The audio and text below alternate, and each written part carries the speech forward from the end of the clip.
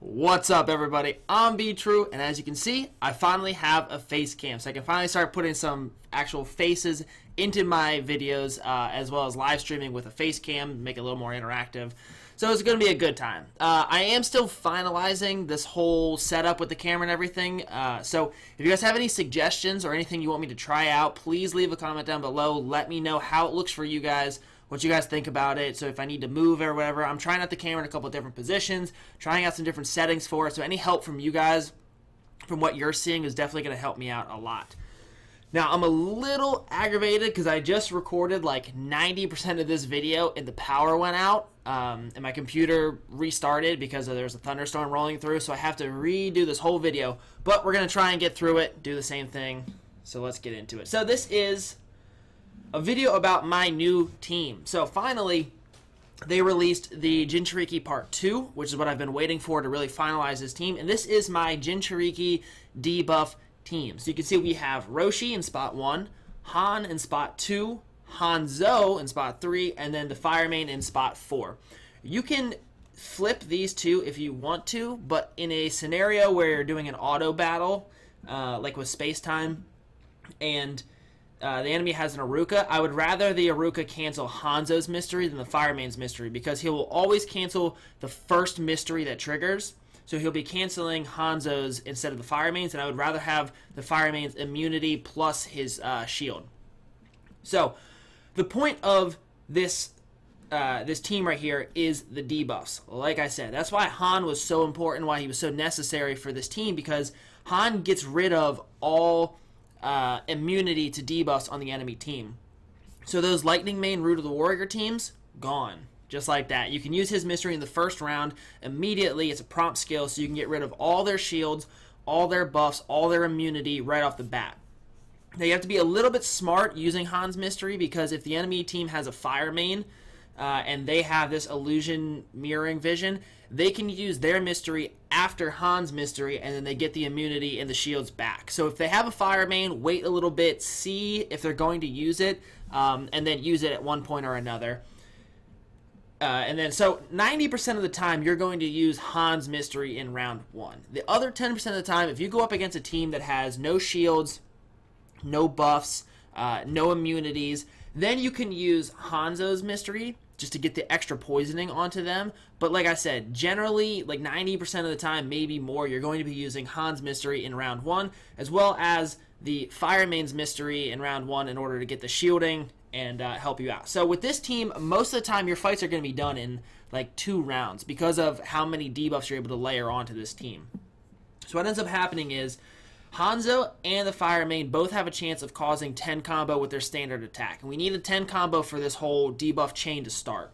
So what happens is we get a 10 combo, and then first Hanzo goes with his second chase. So triggered with a 10 combo, causes poisoning against up to 3 of the opponent's units, plus he has a chance of causing poisoning with his standard attack. So we can get 2 layers of poisoning on 1 person, and then 1 layer of poisoning on 3 ninja.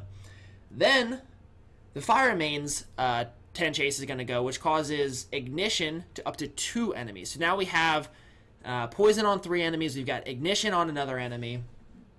Now ideally with this setup, you're going to use the King of Hell. King of Hell is the best chase, or the best summon that you can use for this team. Guy's Tortoise will be second, very close second, and then Chameleon would be third. Unfortunately, I don't have either Guy's Tortoise or the King of Hell, so I'm using the Chameleon. Now, the reason that King of Hell is first is because the King of Hell adds another stack of poisoning onto the enemy team, and that is enough combo to get you to a 30 chase. The Chameleon is not enough to get you to a 30 chase, but the King of Hell is. So the King of Hell gives you that extra layer of poisoning and gets you to a 30 chase, which is really important, because then you trigger Roshi's 30 chase, which causes ignition, fire and earth damage, and then ignition to up to 4 units on the enemy team. On top of that, his chase does like over 2,000 damage. I mean, his chase does more damage than his basic attack does, which is crazy. And it causes up to 4 people, plus you get the layer of ignition. So it's super important to get that chase off whenever you can. If you get his 30 chase off, you're going to chunk your enemy down, and you're going to do a shit ton of damage to them at the end of the round. So you can get 2 layers of poison, 2 layers of ignition, possibly a third layer of poison with Hanzo's standard attack. You get all of that on them in the first round if you have the King of Hell. And then the Guy's Tortoise will get you to a 30 combo as well, but it won't give you the extra layer of poison, and that's why King of Hell is a little bit better, because you get the extra layer of poison, which is good. But anyway, so you're going to be hitting them for roughly 3,000 to 4,000 damage just from your debuffs, which is insane, absolutely insane. Now, the way that this works is, like I said, you're going to be winning most of your fights in 2 rounds, and that's because of the debuffs. Ignition only lasts for 1 round, but poisoning lasts for multiple rounds. So you can end up stacking poisoning, 4, 5, 6 times on the enemy team, and that's how you end up killing them. You just do too much damage. They can't heal past that. Plus, with all the ignition, and then on top of that, I forgot.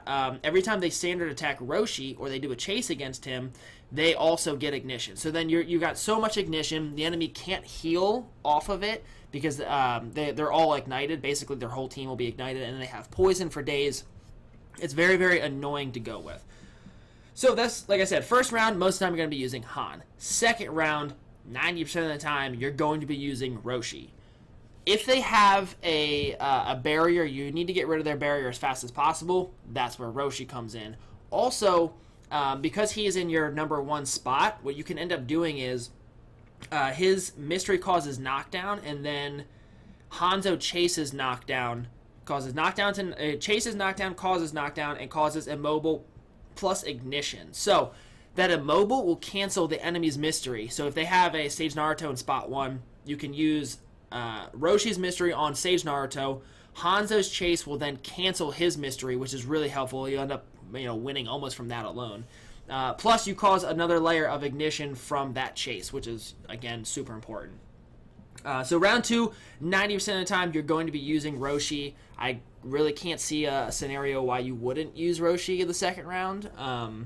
Because if they have a barrier, you have to get rid of the barrier. If they don't have a barrier, you still kind of want to use Roshi's chase, or Roshi's mystery regardless. You can use Hans if they don't have somebody in the first spot that has a mystery available to them. If you want to, I don't know why you would not want to, because then you can use Hans in the third round anyway. So, like I said, it really doesn't matter either way.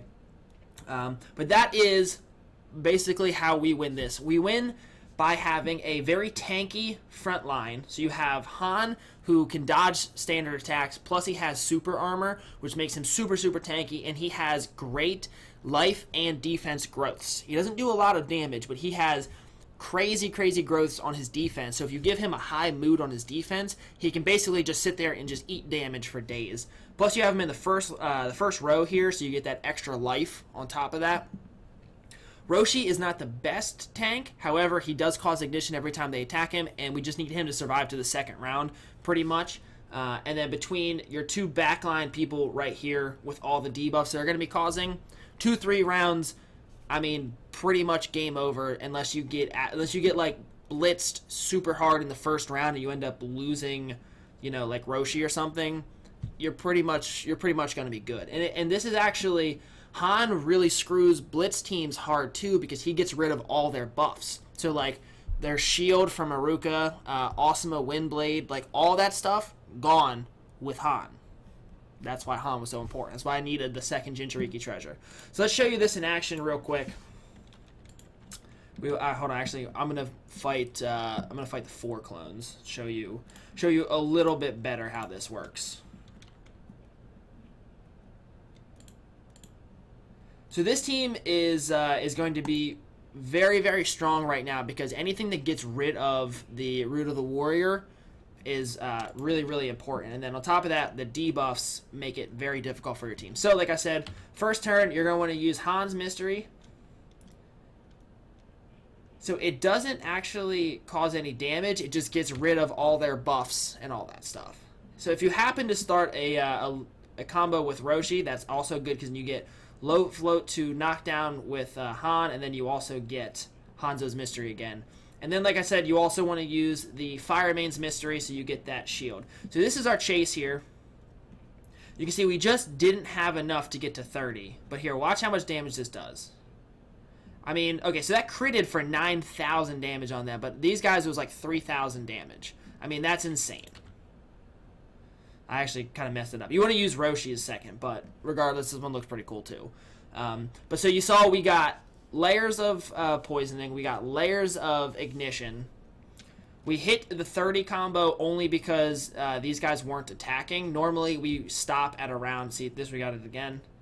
More ignition, more poison. We only can get to 24 combo, though. If we had King of Hell, we'd be getting to 30. We'd be hitting Roshi's Chase every time. Again, another... that time was 5,000. I mean, holy shit. Like, that's insane. Because his ninjutsu goes up every time he's attacked. So, I'll just use... I use Hanzo's then at some point. So his ninjutsu goes up every time he gets attacked. So his chase does more and more damage. Did like 3,500 in the first round. Did 5,000 in the second round. That's fucking insane. Now, obviously, we're going up against really, really shitty Kakashi clones. But still, like, that's an insane amount of damage to be doing in a chase that also causes ignition to 4 people. Roshi is super, super strong if you can get his 30 chase. So then again, just more poison, more ignition, and you can see we really haven't done too much damage to them with our normal attacks. Okay, so again, 5,000 damage there. But then watch how much this is going to tick for. So they're at, what, 257,000 life right there. They just lost almost 30,000 life. Now, that's not going to happen in a normal fight because of the way that their clones are set up to have a ton of health. But if every member of the enemy team loses 3,000 life, that's 12,000 health from the enemy team, just like that. And most of the time, they lose more than 3,000 because the ignition ticks for 2,000 by itself. So if you have multiple layers of poison, you can get another 2,000 or so. That's 4,000 damage that you can get to tick from debuffs alone every single round. Every single round. And that's how you win in 2 rounds. 2 full rounds with this team. All you have to do is survive. Roshi and Han make that super easy to do. There you go. So this is the team that I'm running. You see, I don't even have Han up to +2 yet. But what I'm going to start doing now is I'm going to start looking for these guys in events and trying to piece them up to 4-star. Because I can see myself running this team for a very long time. I don't see any need to change this team in the near future. It should still be a while before the Great Ninja War and like the 7 Swordsman treasure come out. So as far as I'm concerned, this is the team that I've been looking for a while. This is the team I'm going to stick with for a pretty long time. So I'm going to try and get these guys up to 4-star in order to really, make this, a really good team. And like, I wonder how much damage Roshi does with his chase at 4 and 5-star. That's got to be nuts. Like, it's got to be nuts. Also, like I said, I need to start working on a way to piece the King of Hell together, because I need the King of Hell in order to make this team fully complete. The King of Hell makes this team best in slot, so that's just the way that it goes. I hope you guys enjoyed this little demonstration of the team that I got here. I will make some more Jinchuriki teams just to kind of show off the other Jinchuriki that I got from the treasures, like Fu, Utakata, Yugito, and Yagura. So I'll make some other stuff just to kind of show that off. Also, a lot of people enjoyed my complete lightning guide to teams, like the whole way through the level. So what I'm going to do is I'm going to start doing that for the other mains as well. Do it for fire main next, since I'm the fire main now. Water, wind, earth, we'll get to all that stuff. So I'll make complete guides to all of their teams eventually. We'll get to that. Also, I am working on putting all the videos from my vlogging, whatever, from my vacation together, so you guys can see that. And then I'm also working on some surprise stuff that I'm kind of excited. I hope you guys are excited for, or I hope you guys enjoy them when I eventually get them out. Yeah. So anyway, like I said, very important. Please let me know how this video looked, sounded, the angle, everything about the camera. Please help me out so I can get this set up perfect for you guys. Anything, any comments, any suggestions, anything you got, leave it down below. I really appreciate it. Like I said, I'm still kind of working on the angles and what side I want to have it on. I'm going to get a stand for it eventually, so we can completely perfect this whole face cam stuff and we can take our YouTube to the next level. Anyway, guys, thank you so much for watching. I really appreciate it. I hope you guys all have a great day, and peace.